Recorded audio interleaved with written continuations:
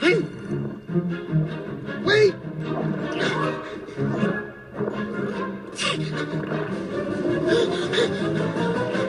Will you quit it? What? Trying to swim here. What, the ocean isn't big enough for you or something like that? Huh? You got a problem, buddy? Huh? Huh? Do you? Want a piece of me? Yeah. Ooh, I'm scared now. What? Wait a minute. Stop following me, okay? What are you talking about? You're showing me which way the boat went. A boat? Hey! I've seen a boat. It passed by not too long ago. It went, this way. It went this way. Follow me. Wait a minute. What is going on? You already told me which way the boat was going. I did? Oh, no. If this is some kind of practical joke, it's not funny. And I know funny. I'm a clownfish. No, it's not. I know it's not. I'm so sorry. See, I suffer from short-term memory loss. Short-term memory loss. I don't believe this. No, it's true. I forget things almost instantly. It runs in my family. Well, I mean, at least I think it does. Where are they?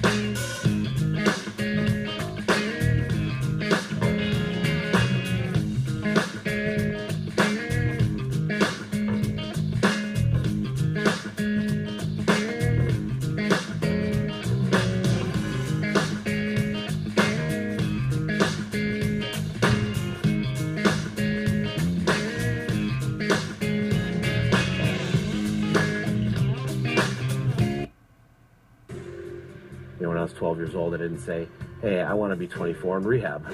I never said that to myself, but that's what became true, and I never thought about it when I was 13 years old. I started smoking pot. I was that kid that started out with marijuana and played around with certain party drugs, whatnot, and I told myself specifically that I would never do certain things, cocaine, heroin, and it only took a short time for me to finally accept it and be like, okay, I'll try that. I had no idea where it would lead me, to almost dying, to stealing, lying, cheating, ruining relationships. It didn't matter. I didn't get into sports. I didn't get into the clubs. I didn't even go to prom. Left me with living on the streets without a family, and is that what I set out to be? No. You know what I mean? I was just set out to have a good time at college parties. The drugs robbed me of all the pleasure of life. The drugs took away my family. The drugs took away my girlfriend, my friends. I looked back on 5-6 years of my life and saw that all I had done is absolutely just ruined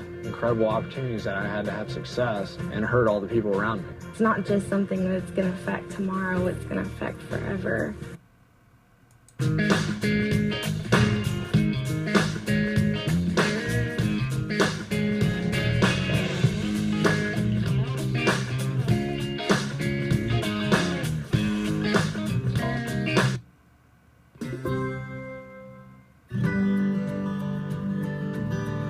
When you're talking about a mood disorder, you may be just trying to classify one of the three major areas of psychiatric disorders. Psychiatric disorders can basically be broken up into psychotic disorders, anxiety disorders, and mood disorders. Mood disorders refers to the group of disorders where, as the name implies, the main problem is with an individual's mood. And there's basically two categories of mood disorders. There's the depressive disorders, in which the main symptoms have to do with depression, which I'll talk a little bit about. And then the other grouping is with bipolar disorders. The main example of that is bipolar I disorder, but there are several types of bipolar disorders. And what differentiates the two kinds of mood disorders is depressive disorders involve only disturbances of low mood or depression, whereas bipolar disorders have periods of depression, but they also have periods of elevated mood or mania or hypomania and things like that. The main issue to understand about mood disorders is that, as I said before, they involve a disturbance in an individual's mood, the way that they feel. The interesting thing is that individuals may not always be aware that they're having disturbances of mood, and this is the reason that people often don't come to treatment. So basically, when talking about mood disorders, it differentiates from anxiety disorders on one hand and psychotic disorders on the other, where the main disturbance is an issue of low, or in some cases, low and elevated mood. And that's a basic definition of mood disorder.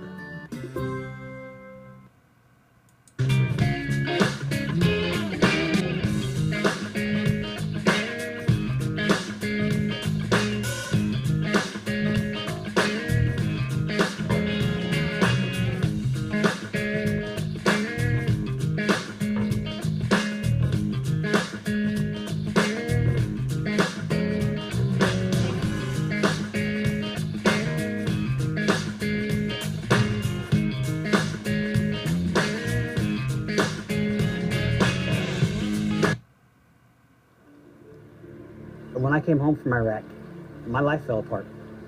I couldn't control my anger. I became really paranoid. I couldn't go out in public without getting really anxious or angry. I was spiraling out of control. That first time fly fishing, when I got into the water, I felt a real connection with nature. All of the intrusive thoughts, all those impulses to commit suicide disappeared. They went away. And for the first time in years, I felt peace, real peace. And I had given up that peace was possible. There's something about getting out in the water and having the water hug your waders up close to you. And it's like a real embrace. It was letting me know that God hadn't given up on me. There's this lack of insight in research in post-traumatic stress of what it's like to be the patient. And I have this unique opportunity where I've gone through the schooling now. I started out as a patient, and now I've become a practitioner. I've been there. I've been at the end of my rope. I know how dark it is right before the dawn. I know what it's like to feel completely and totally alone, completely abandoned. Don't give up. If you stick it out, and if you work together, and if you try to support each other, you can work through it. You can get through it.